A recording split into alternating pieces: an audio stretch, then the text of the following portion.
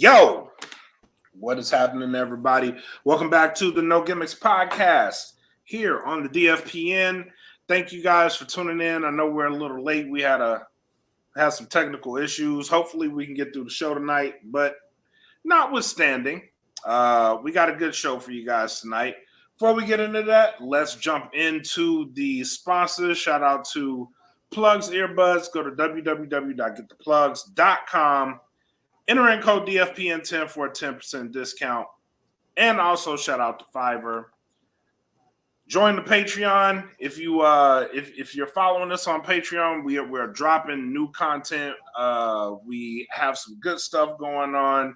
We're in the midst of giveaway season. So join the Patreon for as little as $3. Get yourself some nice merch out of that as well for free. And, just rock with us. We keep dropping new content. Same thing goes for the Bandcamp. For as little as $3, you get access to the entire Dat Felon audio library, the entire library. We dropped some new songs here. I have a new song on there. East Smitty has new songs on there. Normalized Growth has new songs on there. And we just keep rocking, man. So same thing, $3 a month gets you access to the entire library. Go join today, datfelon.bandcamp.com. And also, since I'm now back active, that includes the merch. I've been working on some designs to get out to the merch. So go to teespring.com, search for Dat Felon Podcast, get yourself some merch. Support the brand, man. Support the brand. Support. It all goes down to that. So, we just gave you multiple spots that you can go check this out. Go check us out. We're out there. We're active. We're putting in the work. Make sure y'all do y'all part. Support. Now, to my co-host, D-Truth, as he likes to be called today. D-Truth. It's like D's nuts, but D-Truth. You know what I mean? Like, I fucks with it, though. I fuck with it. Well, I'm on this podcast that tells the truth. Oh, okay. So that's why it's D-Truth. It's just naturally flows that way. But Mr. Black Mac, Mr. Macaroni, sir, how are you? I'm doing magnificent. Get it? Magnificent. I get you. That's great. Great to hear, sir. Great to hear. Oh man, it's another day in paradise, right? Yep, that's all it is, man. Another day in the land of the living. So nothing to do but celebrate. But it was a loud, quiet week. It wasn't that much news come out, but a lot of stuff behind the scenes in the business. We had a brand new DX biography dropped. Cornette wasn't too high on it, but he offered some very truthful thoughts. So I want to come kind of talk about DX. Off the heels of the biography, how big was DX back in the day? I don't know, bro. I mean, what T-shirt am I wearing right now? Huh? What T-shirt am I wearing right now? So NWO. That answers the question right there. Exactly. So that answers the question right there. You have never seen me, and you will never see me ever come on this podcast or any platform or go to any show wearing a DX T-shirt. It never will happen. Because number one, I don't own any. Number two, the only person I've ever bought a DX T-shirt for was my sister because she likes H. And that's it. It's always been NWO for life. That's it. Period. They were not on the league or on the same level of the NWO. They weren't. And it doesn't matter. The WWE won the war, and they can rewrite the history as many times they want to. The ratings and numbers don't lie on what group was more popular, what group you see to this day. When you go to see shows in the arena, you go see people in the arenas, and what T-shirt are they rocking? You see two colors, Black and white, red and black. Period. You don't see no dicks. You don't see it. That does speak volumes. Now they were around in a wild time. They were around in the Attitude Era.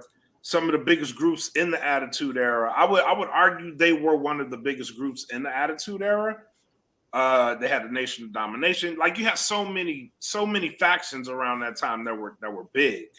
Not just DX. But I think what set them apart was that whole WCW thing when they went and loaded up the tanks and they went to WCW.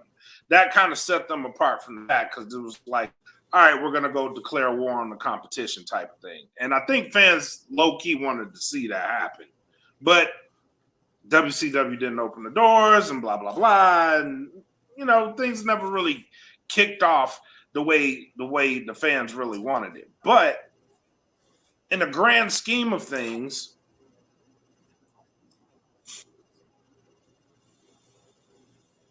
shoulder shrug. I mean, here's the thing, man. Was it really that revolutionary? Was DX actually doing something that was innovative and new that had never been done before? No.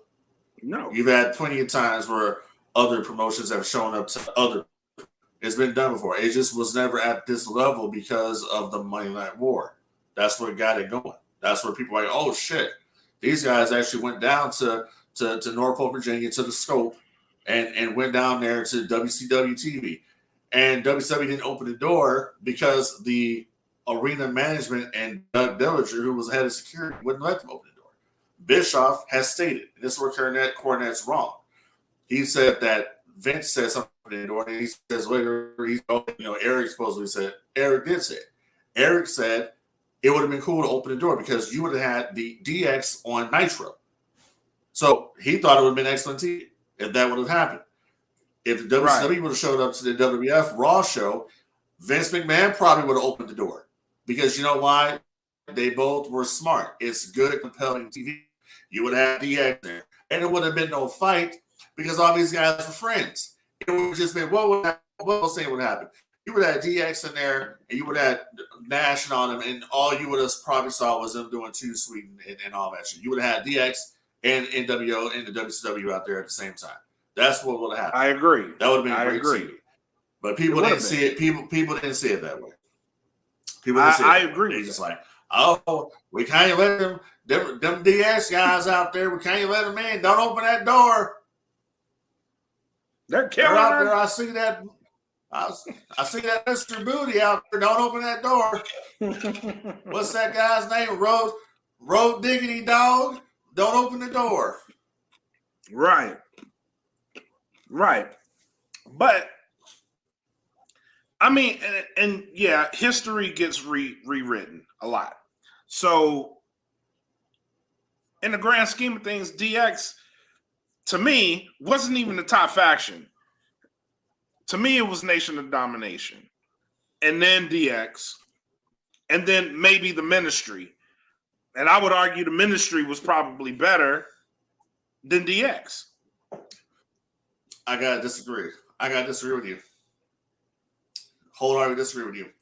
The top faction in WWF at the time frame we're talking about previously in 97, because DX had their big run in 98. You're 97, right. The top faction there was the Hart Foundation. No, yeah. I agree. Hart Foundation were the top. Yeah, I agree with you there. They were the top faction in the WWF. Once Brett and all them left to WCW, then the focus was put more on DX. Yeah. But even still, Shawn Michaels was not a draw. If you look back at the numbers, and I saw the video with Cornette breaking this shit down, Michaels was not a draw at all. DX didn't start getting anywhere. They didn't get anywhere until Six Pac showed up after WrestleMania 14. Yep. That right there, to me, is the equivalent of Cody Rhodes coming from AEW to the WWE today. I agree. Not on the same level, but it's the first time in the war with WCW that somebody from their side came and jump to the WWF side. I agree. Not the other way around. I agree. And that's kind of what we're seeing right now in this current climate of sports entertainment, professional wrestling, is you're starting to see a lot more interest now from the AEW side to the WWE side, and not vice versa. Right. That's kind of what you're saying right now in some places, and then we'll get on later on in the news about what's really going down. But ultimately, DX, they ran their course pretty much, I think, and Triple H was smart to get out when he did. When he did his heel turn at WrestleMania 15, and he turned and joined the corporation became the top faction in WWF, followed by the corporate ministry after that. You can argue that killed DX. Actually, turn? Yeah. That's what it was supposed to do. Yeah. It was meant to do that. It did what it was meant to do. Yeah, that's what it was supposed to do. Because the thing about it was that, to me, Triple H didn't really have any concrete feuds with any of the DX members after DX had split up. I mean, he had a couple matches with X-Pac, but the whole point was to elevate him to the next level. That was the point of him turning on DX to begin with. But remember, he did the heel turn and turned on them, but by the fall of '99, they would be back together again. Right. So, yeah, they had an impact, no doubt. DX made an impact, but I don't think they had an impact. They had an impact, but remember something real quick. The impact was this: Hall and Nash were already doing crash chops on Nitro. Yes. Way before DX ever became a thing. Okay? Correct. You hear Kevin Nash tell stories about, in his podcast about him and Shawn Michaels doing crotch chops to Captain Lou Albano and when they were wrestling the Headstringers, and Captain Lou wanted to kill him. Yeah. Because they were telling him, they was like, telling Lou to suck it. It's like, oh yeah, I want a job or some shit, or I want some crazy shit they were talking about. But they had already been doing it. Hall and Nash had been on the first day they stepped into WCW, they were doing cross chops. So DX has its place in history. Right. Yeah, exactly. right. So DX has its place. DX has its place in history. I'm not going to sit up there and say they didn't have their place. They did. It's the click. It's the click. They're just doing shit that they did backstage. They had an impact, but at the same time, DX was there. There was another faction in WCW that I think were more popular than them. That was just starting off, and that was the Wolfpack. Oh yeah. NWO Red and Black. The Wolfpack. So if you want to tell the truth, but like I say, if I win the war, I can rewrite history, and that's what you can rewrite it. I can do anything I want to, but I'm not going to sit there and just minimize the impact of DX. Even though bottom line of it is that they didn't make history like the three letters behind. Right, exactly. I agree with you there. I agree with you. So moving on, and we mentioned something earlier about the WWE. So I want to move into that. Is everything sunshine and rainbows at WWE? I don't think it is. That's what I heard. It's not. You got a lot of people over there that are worried about their spot and not liking the fact that Triple H is basically turning the main roster into NXT Black and Gold 2.0 is what's going down. And I said this on the last episode of this podcast that he's booking for the niche. He's booking for the NXT audience. You mean to tell me that all these people, let me remind people of something. Okay. Down in NXT, when this quote unquote Wednesday War started off with AEW, right? Triple H had all the talent. He had Adam Cole. You had Bobby Fish, Kyle O'Reilly. You had everybody down there. You had Karrion Kross. All these different casts. Everybody was down there at NXT, right? Yes. Why did they never beat AEW on the ratings? You had all the same players. This one Triple H was in charge. They never beat them. So what makes you think now that they're on the main roster that I'm supposed to now take them seriously because supposedly Triple H is just this creative genius when in reality he's really not? because all you're simply doing is you're bringing back the same. Bringing back the guys that Vince saw you lost the war. He got rid of those guys. He was like, didn't "Look, see nothing in those guys. He didn't see shit in those guys. I don't have That's nothing what it was. for you." Yep. They're talking about bringing back. They're talking about bringing back, Jonah or whatever. And I saw that. And I'm like, Vince brought the guy up there to the roster, and it didn't impress him. He didn't do nothing. But this is the guy they're talking about bringing back here. So I'm just like this. I'm sorry, but I have us wrestling fans out there. We're happy as hell to see Johnny Gargano come back on Monday. Hey, that's more power to you. I don't watch the shit, so I didn't care. I read about it, and I was like, I yawned because I'm like, okay, yeah, bring it back, whatever. The only return that I was like, okay, this is pretty cool, was fucking what's the group? Huh? Hit Row. Hit Row. That was the only one. I was like, okay, this is cool because they didn't deserve the shit they got. They didn't. No. Neither did Karrion Kross, but Hit Row didn't deserve that shit at all. They were on the main roster for all of a week and then were all let go. And it's still, even then, it's cool that they brought him back, but even then, it's not the same Hit Row if you don't have Swerve in it. I don't even think Swerve is thinking about it. No, I don't either. He's not. He's already put out there. He's not thinking about it. He's not thinking about WWE. So there you go. Yeah. Because I think his saying was that he saw pretty much what it was, and I mean the guy over there, that guy is a tag team champion right now in AEW. He wasn't going to get that kind of push. They wanted to pit. Their main focus was Top Dollar and Hit Row. Yeah. Not him. Yeah. Not him. Not Ashanti the Adonis. Not B-Fab. It's and I don't know. I'm not digging it, and a lot of people, from what I understand, backstage are not digging the current direction because people worry about their spot. People worry about the NXT effect on the main roster show, and you at this point, we were talking about this before we started the show. They're completely burying Austin Theory. Oh yeah. This is totally a retaliation. Before he went, totally. Before SummerSlam, this guy was a threat. He was coming out there jogging around the ring. He actually looked strong. Yeah, he actually looked strong. And I have not seen. I'm seeing what I'm seeing right now. Okay, is Austin Theory was a part of the Way faction in NXT, but what I'm saying right now is that okay. Vince wanted to dismantle everything that I built up and all the guys that I built up. So now I'm going to do something to his pet project, which was Austin Theory. I don't think they see that. And the way he's looking right now with that briefcase, the briefcase is worthless. The briefcase he's looking like Damian Sandow with that briefcase out there. Yep. The briefcase is worthless. It means nothing. It means nothing.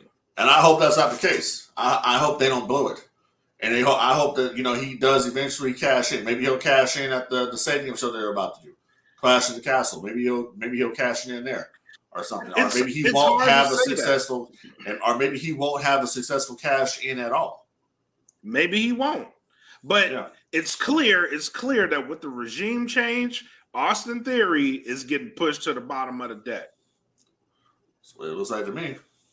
But I think you could use him because he is a young guy. You could use him to be a focal point. I think you could. And I don't know. I know it's retaliation because look at all the guys Triple H lost. Triple H, and I posted this earlier in the No Gimmicks group on Facebook. Triple H basically said that they can't save everybody. Yeah, this is true. And he said, he named Shinsuke Nakamura. He said Shinsuke Nakamura and Roman Reigns should be a WrestleMania main event.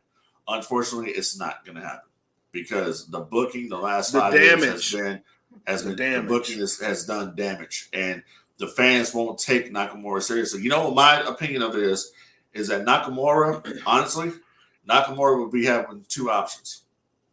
And I would tell Nakamura this if I was working for WWE and I was, one of Triple H's guys, I'd tell him straight up, you need to leave here. You need to go to go New back to Japan or go to AEW or something and go get hot. So and then you come get back. hot and then come back is what I was telling him. Yep. You're here and you're just wasting away. Yep. You're wasting away here. Yep.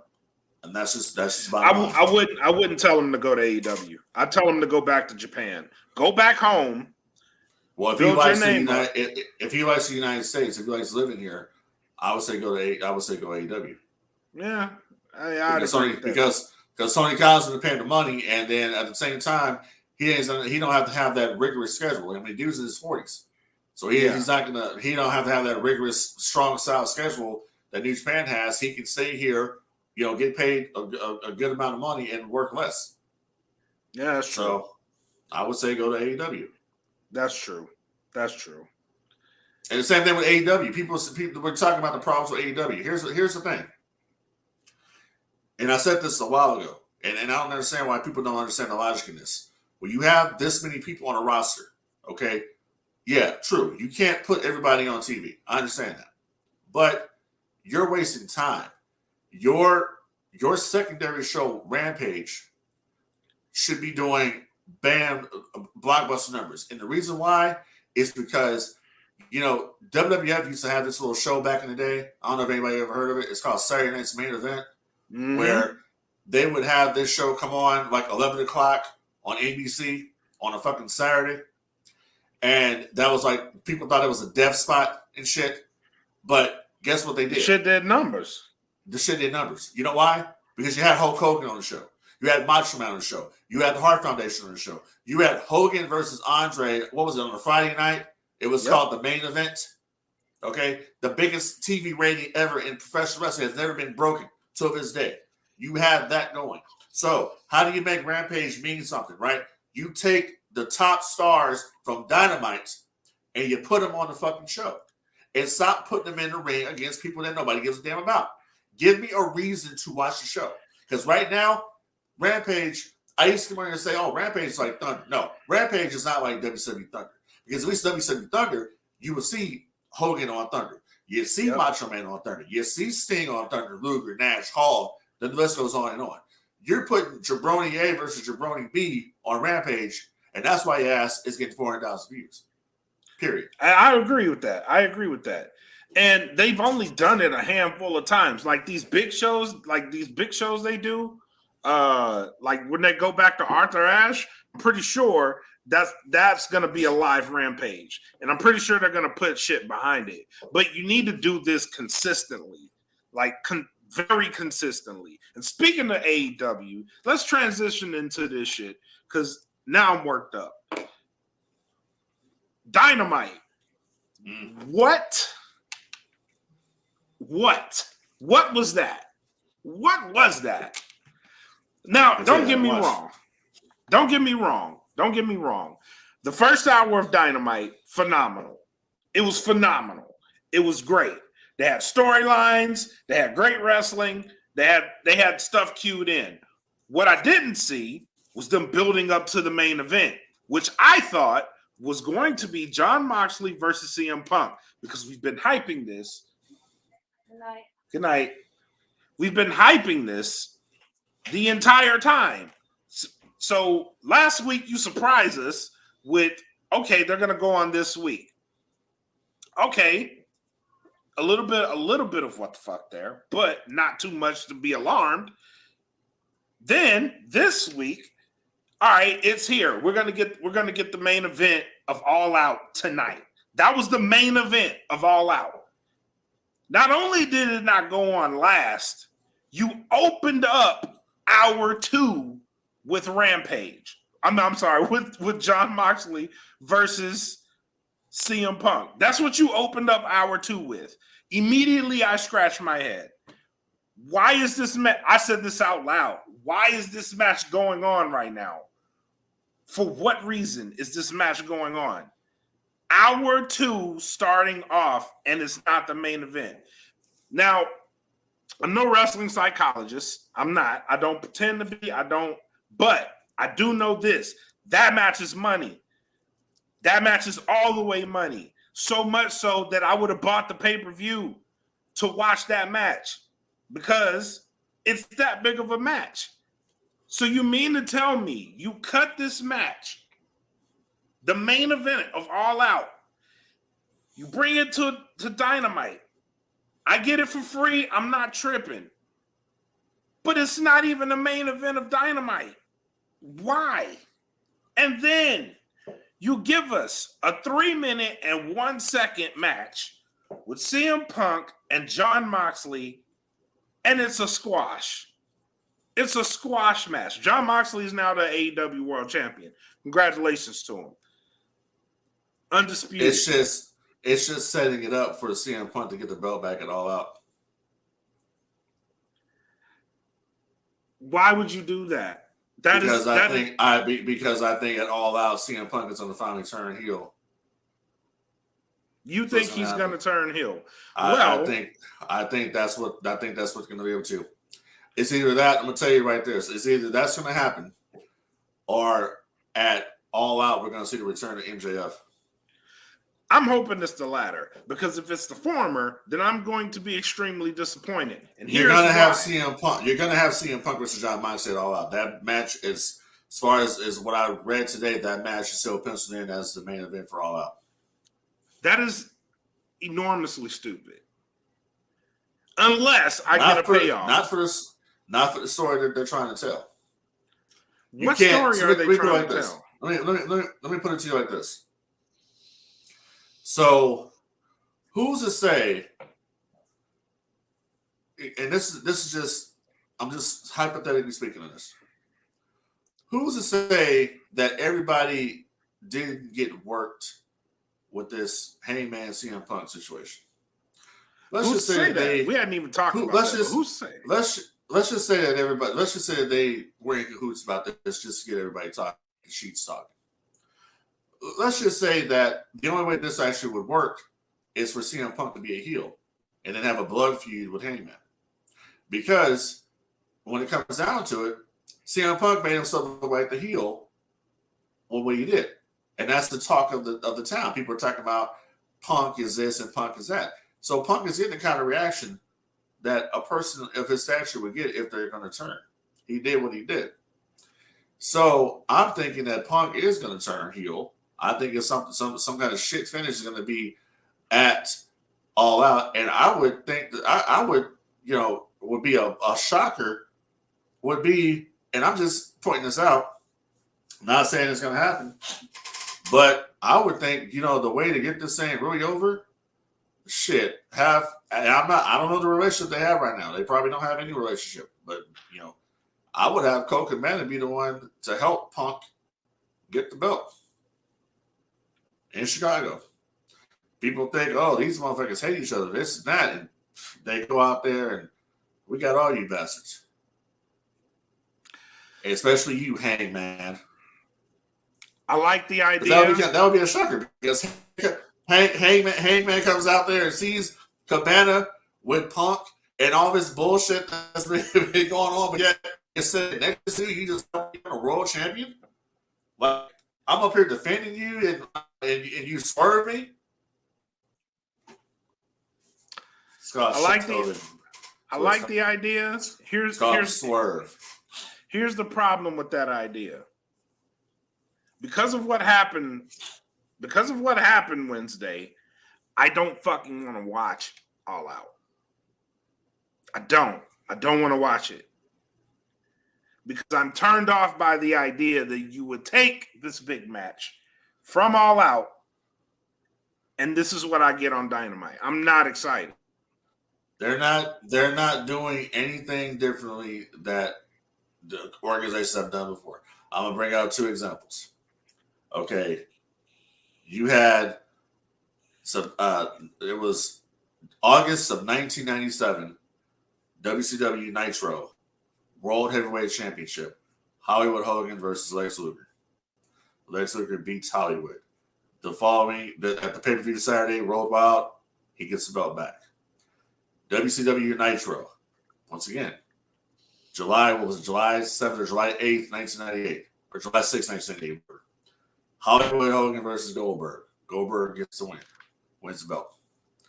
This has been done before. They're telling a story here. You just gotta wait for the outcome of the story.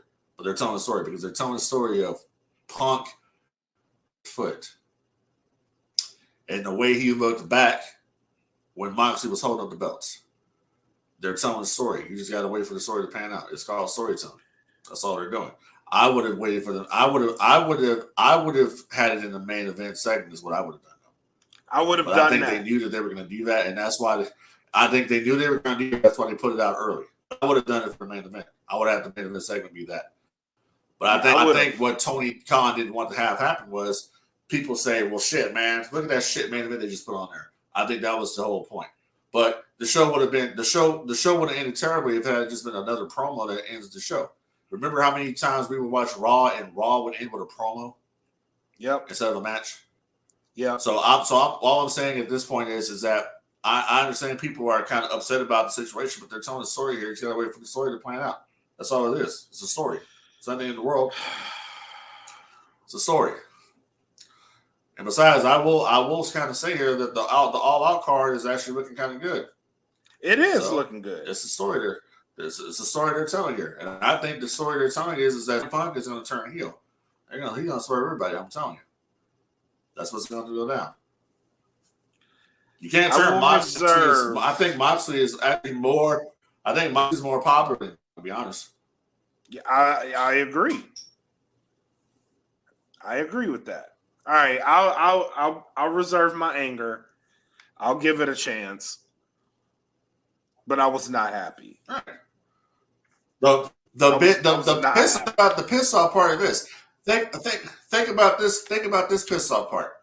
Think about if you ordered Starrcade '97 and you had Sting versus Hollywood, and you had to pay for that match, right? And the way it ended, and then the next night on Nitro, they do the fucking rematch, and then you can't see the end of the rematch until Thunder, the debut of Thunder.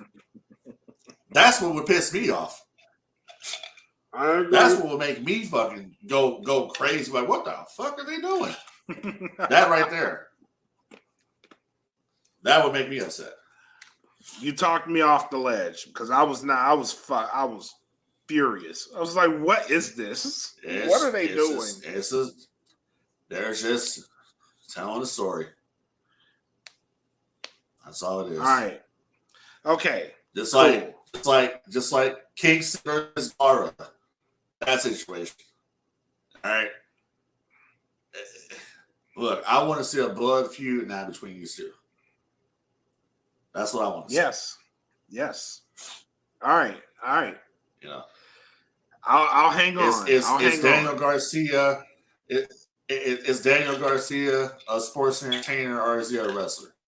He's in an obvious swerve coming. And he's continue to be with Jericho. I mean, anybody can come on out. But Daniel Garcia would actually benefit from being in a group like the Blackpool Combat Club.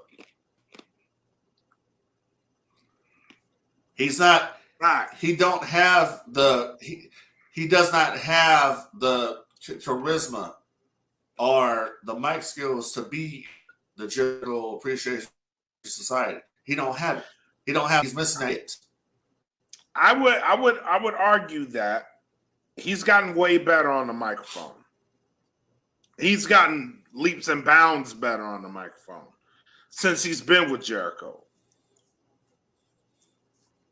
So there is a benefit there. I don't think they. I honestly don't think I don't think anybody has been elevated being associated with Chris Jericho. I'm talking about the Jericho Appreciation Society or Inner Circle. I don't see what either. I don't other than a Sammy Guevara for a cup of coffee. Mm-hmm. Nobody was elevated in that group. Yeah, I'm sorry. You are right. You are right. Like, it's 5 guys get together. One of you's gonna make it. One of you's gonna make it. Yeah. It's not like a fashion like Evolution, Right. where all the guys made it in Evolution. You know what I mean? It's not that. Yeah, but that's the same different, though. That's different. You have Ric Flair and Triple H in a group with two younger guys.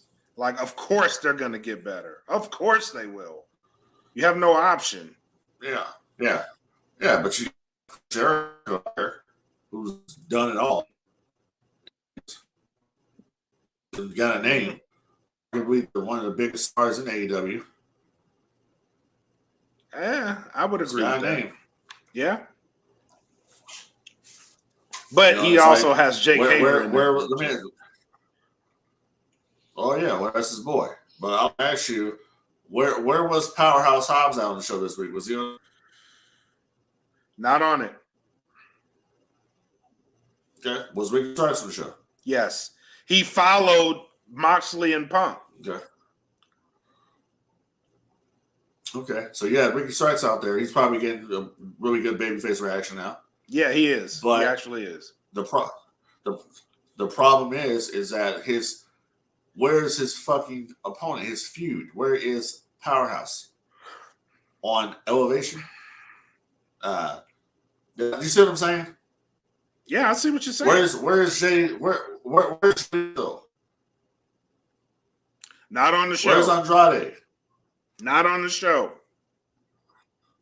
Where's Abaddon? Not on the show. Needs to be on the show. Exactly. So I guess. Yeah, man. And I guess they brought Jim Ross back to commentary full time because that shit wasn't working. Yep. Started off the shows, kept going. But you can even hear it in Jim though. Jim was he'll give you good commentary, but Jim was less than thrilled. Oh, because Jim knows it. Jim Ross is the only one out there that's gonna call that shit like it is. And Tony doesn't take direction from nobody. How you Road Dogg was sniffing around for a job, and how you let this dude go back to WWE? I don't know. Unless you're about to pick up Jeff Jarrett or something. I don't know. And Jeff Jarrett more than likely will probably end up at AEW. I agree. You watch. Jarrett got a taste of that WWE shit. It ain't for him. Hey, they need Jarrett at AEW. Based off what he did with the Ric Flair card, he needs to be in AEW. Yeah, I mean, nobody wants to go and tell Tony, listen, your ideas suck. No one wants to go and tell him the truth. Your ideas are garbage. It's terrible. Not all of them. Not all of them, because he gives us some good shit from time to time. He tries. He gives you long ass matches. That don't mean shit. What's the substance for the match? Why that's am I supposed what I to care want about this match? That's what I want. So let me get this right. You have Arn Anderson backstage. You have Dustin Rhodes backstage. You have Dean Malenko backstage. You got Jake Roberts backstage. All these dudes backstage that have been in companies that have made millions of dollars based on the top angles and history of the business. And you don't go to them for any type of nothing? They're not on your creative team? They don't do you shit? Really? That's just mind-boggling to me. That's just mind-boggling. I mean, that just really makes me just seriously just make like what's really going on here? You got all this talent back here that they've done it all. And you don't take advice from these people. They're just back there collecting a paycheck. Nope. You don't say nothing to them. You're not utilizing Arn Anderson. My guy, you have all these useless factions running around there. Get rid of the fucking dork order. Get their asses out of here. This shit is done. It's played out now. It's over with. Okay. You got Arn Anderson there. Guess what Arn Anderson owns? The trademarks of the Four Horsemen. Why are we not booking a new version of the fucking Four Horsemen? And oh my goodness, can we make a Four Horsemen group that possibly has an Andrade in it? Can we have a Four Horsemen group that has maybe it's legacy? It's legacy. I don't understand that. Ric Flair on both guys. Do these things. We can do these things. We own the trademark. Have Anderson out there as spokesperson. Hey, you can even bring Ric Flair out there now. Nobody cares about that shit anymore.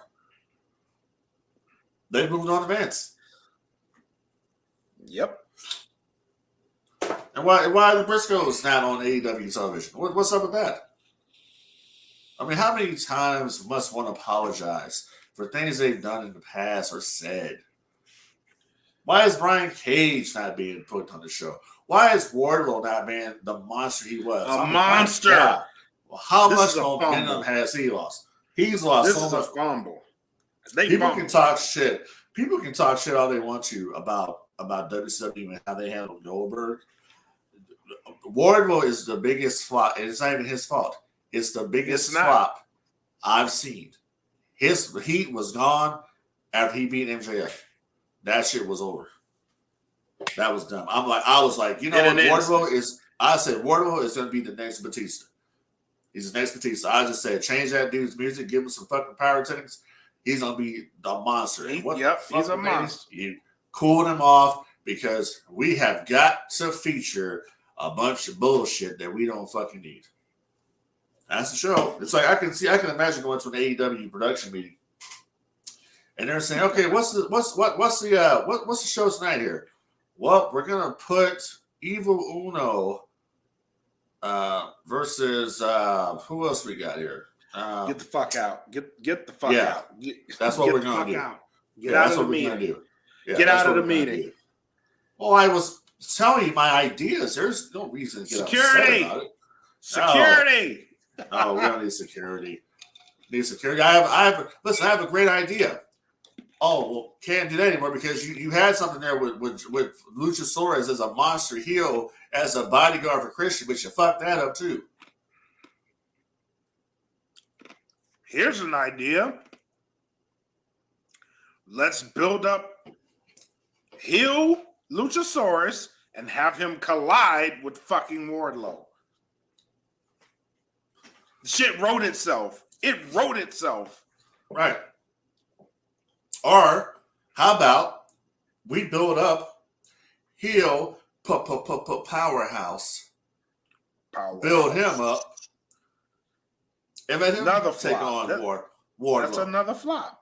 Another flop because what? They gave the guy a new entrance, a new song, and he ain't even on the damn show. But I get to see Daniel Garcia again. Yay! Bro, what are they doing? I don't know. Save that shit I have been offering my services to All Elite Wrestling for a while now, and they just don't seem to understand. They don't get it. So what's going to be happening is that Wednesdays, right? The WWE is going to come calling for me. And I'm going to go ahead and go. Go. I'm going to go to WWE. Go. Yep. Go help the machine. That's right. You listen. Be a spoke on the wheel. I'll be happy to be in that machine. And my main job will be is I'll work creative, but I will also work on the WWE network. That's my thing. I'll go in there and get those little TV shows. You guys want superstars of wrestling? Damn it, I'm going to give you a superstars wrestling. Yep. You want Saturday night? You want WWE Saturday night? Well, baby, I'm going to go in there and get it all day long. Oh, shit. That's awesome. All right, man. Last topic of the night. Best wrestling video game ever. Oh, there's lots. There's lots of games. There's lots of games. Me personally, so like the very first wrestling game I ever played, and this is actually a very interesting story. So I was like what 14, 15 years old, something like that. So I was messing with this chick, right? Mm-hmm. And I used to go to her house and go to her house and hang out with her all the time. And she had a PlayStation Mm-hmm. 1. And she had the motherfucker. And I used to go to her house and I used to play WCW Nitro, right? That's the game she had. Oh, she had shit. Nitro. Yeah, she had Nitro and she had the Warzone. And I used to go over there and play it. And she's like, you can have this motherfucker. I'm like, what? Like, yeah, you can have it. I'm like, bullshit. She's like, no, you can have the PlayStation. I'm like, are you serious? She's like, yeah, you can have it. Okay, yeah, take the game so you can have it. Because I don't play shit. I'm like, cool, I took it. So I did.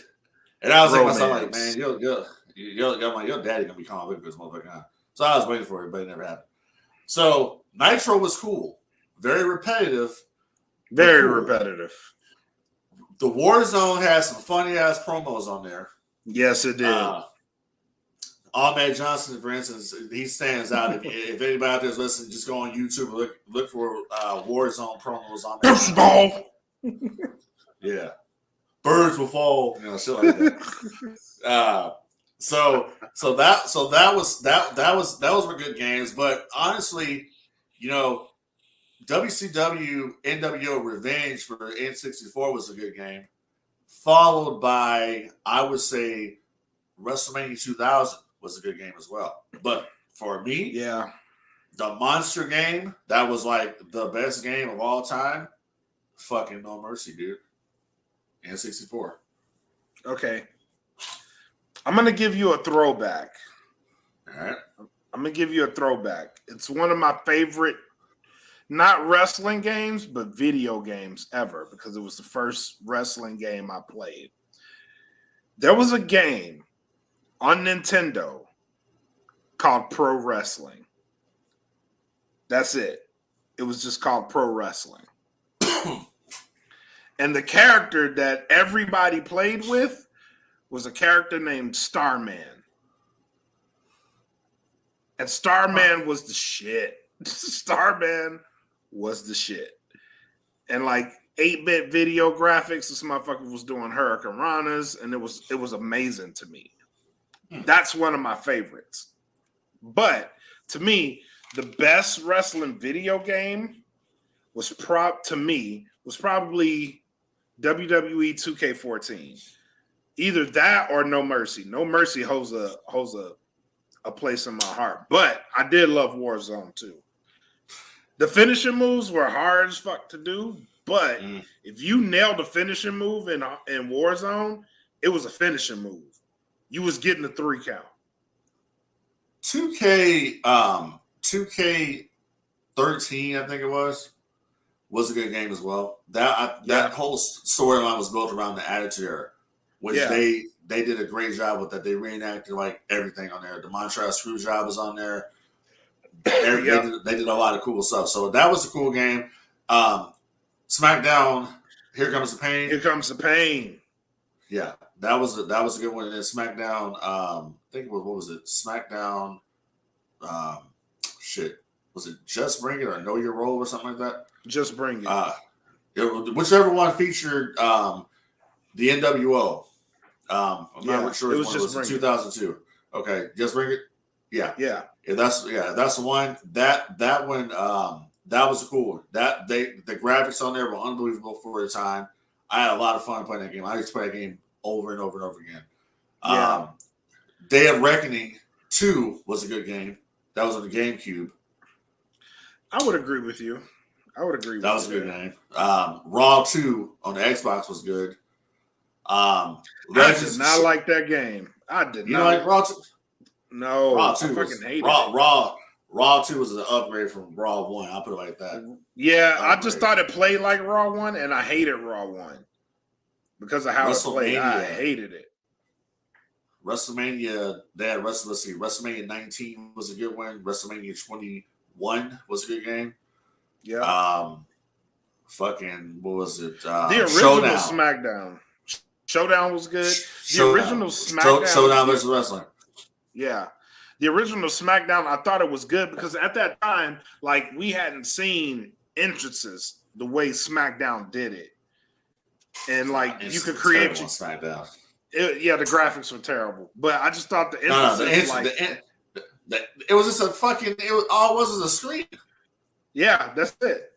And he come out, but I was like, that shit is hard. Back then, that shit was hard. That shit is... No, because WCW they were giving you full entrances on the 64 games, the N64 games. You were on WrestleMania 2000, you got full entrances. You got Undertaker come out there with the Man Street music and doing this shit with the lights. So yeah, I was like, this is lame. Yeah. It's like the new AEW game that's coming out. Like, some people were like, "Oh man, they got short entrances on there," but then it was later confirmed that they have full entrances on. Yeah, I'm actually excited for that game. Now they're like, "Oh, I am too. I need something else to play besides 2K22 because they're not updating 2K22 anymore." Yeah, and the new AEW game looks like it plays like No Mercy. Like, I get a No Mercy feel looking at it. So I'm actually pretty excited about it. And one of the matches, I don't know if you know it or not, but one of the match types that's going to be in that game is the exploding ring or what the fuck it was they did? The exploding barbed wire. Yeah, death match where they're going to have that in the game. Yeah. Huh. Now, what would have been cool, but it's their first tryout, but what would have been cool, and they would actually beat WWE on this, because WWE's never done it, is that they would have had war games in the game. Now, if they would have done that, that would have been like, you would have been on something. But they're not going to have that, unfortunately. Now, I just think the creative juice or not even the creative juice, like the power that it takes to actually maintain the graphics on two rings and shit going on around it, I think that may be a little too much. We're in PS5 era now. True, but there's still a lot of power you have to use. Hey, PS5 is supposed to be one of the top systems in the world, right? So we should be able to do it at this point. I agree there, but nevertheless, I'm excited about it. I want to see what they put out. I'm happy to hear you're excited about it. Yeah, thanks. Thank you very much. All right, man. Final thoughts. What you got? Final thoughts. What I got. Halloween Ends will be available on Peacock and in the theaters on October 14th. And I'm looking forward to that. We should do a watch party. And also, we'll see about that. Also, by the way, people don't know this or not, but they're actually doing a sequel to A Christmas Story with the original cast from A Christmas Story. And that's been greenlit by HBO Max. So that's going to be something that you're going to be doing. It's gonna suck. And I'm looking forward to it, actually. It's gonna suck. I'm just gonna. Let me give you my theory. Go ahead. Let me give you my theory. Any movie that doesn't go to theaters and goes directly to HBO Max sucks. There's a proven track record. I don't agree with that. There's a proven track record. The track record is a mile long. The Matrix sucked. Well, Wonder Woman 84 sucked. What else they put out on there? That went to theater. Didn't that go to theaters? No, it went to HBO Max too. Really? Yeah. Could have sworn when HBO Max came out, that wasn't even when that movie came out, HBO Max didn't even exist. No, it existed. Trust me, it existed. And it came out on HBO Max on Christmas Day, the same day that it came out in theaters. It was the worst Christmas movie of my life. Okay. Well, I'll put it like this. The reason why I don't really think that that's a valid statement is because let's just say that they put out, Andor on Disney Plus, which they're going to do, and Andor is getting like a rave reviews from people already. Would that be from the movie? It would be. People would go on and pay money to see it. Just like if Kenobi, which was supposed to be a movie, would have been presented in the movie theater, it would have made a shit ton of money. Yeah, it would have. So just because of the streaming service, which is the way it's going right now, they're giving you the option of no. I'm not talking about. theatrical. I'm not talking about streaming services. I'm talking exclusively HBO Max. If a movie goes to HBO Max, that bitch is gonna suck. I'm not lying. Really about it. I just think it's something. I think it's something for you. Got to have something for your service to get people to be interested in your service, and having exclusives like that is what it is. It's no different than what WWE Network launched. Their pay-per-views were solely on their streaming service at one point. That's what it was. So, but in that case, yeah, a lot of WWE shows were on the network and they sucked ass. So you have something to that. But I watch episodes of Nitro exclusively on Peacock, and a lot of them are not that bad. So, bottom line is that you're not going to ruin my fucking happiness. I'm happy that they're bringing the movie, and that's the end of. I'm not trying to disappoint you. If the movie sucks, then the movie sucks. But I'm happy to see that they're bringing back the original Ralphie, his original brother for the movie. They're bringing back, everybody. I'm not trying to kill your happiness. This is the No Gimmicks podcast where we keep it 100% real, 100% of the time. This is one of those times where I'm telling you, you may be disappointed. That shit may suck.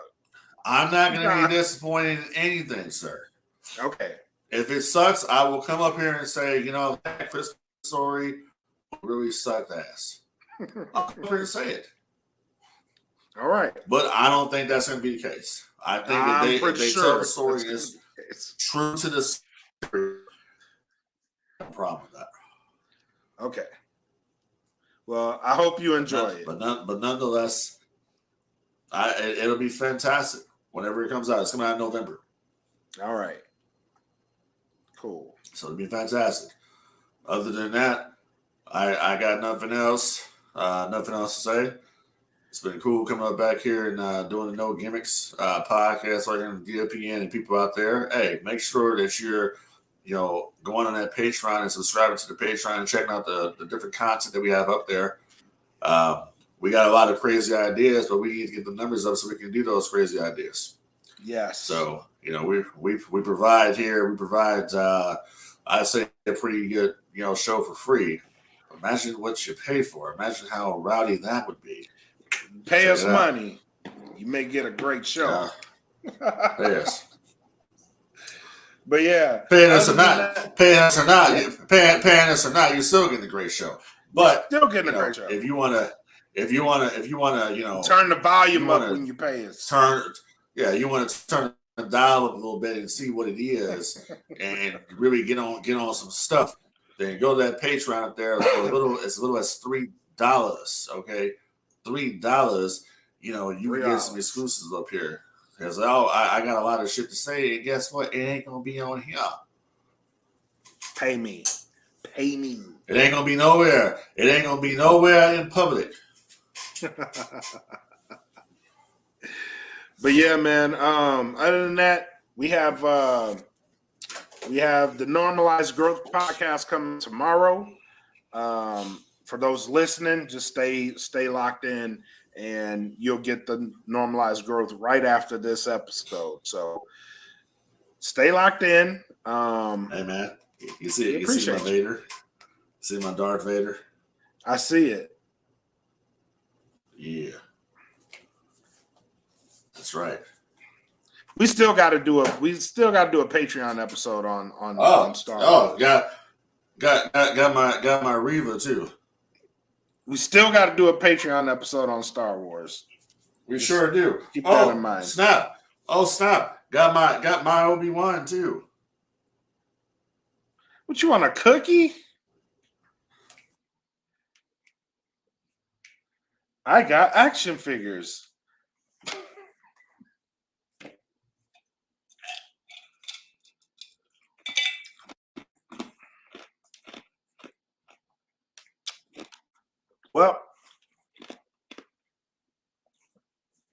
looked like you dropped off, so I'm going to go ahead and sign this out. Thank y'all for tuning in to the No Gimmicks podcast this week. Come back next week. Until then, y'all be safe. Take care of each other. Take care of yourselves. And we'll catch y'all on the flip side. Peace.